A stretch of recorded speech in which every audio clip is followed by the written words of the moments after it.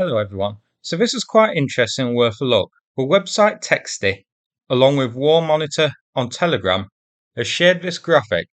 This shows the approximate route taken by Caliber and Onyx missiles and Shahed drones during the strike on Odessa on September the 25th. So you can see the Caliber missiles took a very indirect route to reach the target. This attack lasted 1.5 hours. First, 19 Shahed 131 and 136 drones were launched, with all 19 intercepted by Ukraine's SAM defences. At the same time, sea-based Caliber missiles were launched from the Black Sea. A missile carrier, likely a frigate, launched 8 missiles. From Novorossiysk harbour, a Kilo-class submarine launched an additional 4 missiles.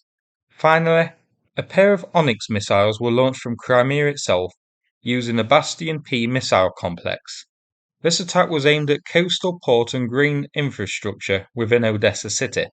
So, looking at the graphic, the route of a Caliber is shown in red, the Shahed drones in yellow, and Onyx in pink.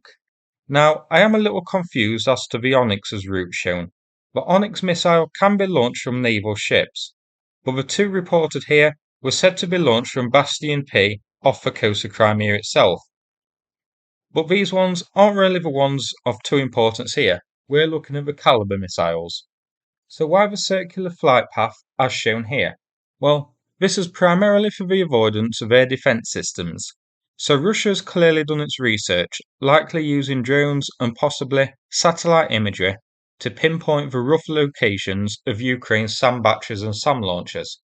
They launch the drones to keep the SAMs around Odessa busy and eat up the air defences, while the Calibers took a circular route to loop around from Odessa from behind. The route taken, likely selected to squeeze in between known SAM batteries and the coverage they provide. This will also keep the eventual target of the strike unclear, with missiles and drones coming in from different directions. Ukraine has used similar tactics of using drones or decoy MALD missiles to eat up the air defences, which allow Neptune or Storm Shadow to sneak in. Now, this does expose a bit of a weakness in Ukraine's SAM network, especially around Kherson. Here's a rough map of the routes on Deep States as it shows the territorial control to give a better idea. So the missile waves, the Caliber ones, looped around Kherson, one on the east, one on the west side, and then followed close to the same route through Ukrainian territory, then looping along the border with Moldova, an area with Russian control you may notice, and then hitting Odessa from behind. Unfortunately, Ukraine has a lot of area to cover and not enough SAM systems to do it effectively, especially when a bulk of the SAM fleet are Soviet era stock, some of which just doesn't compare to the more effective NATO equipment.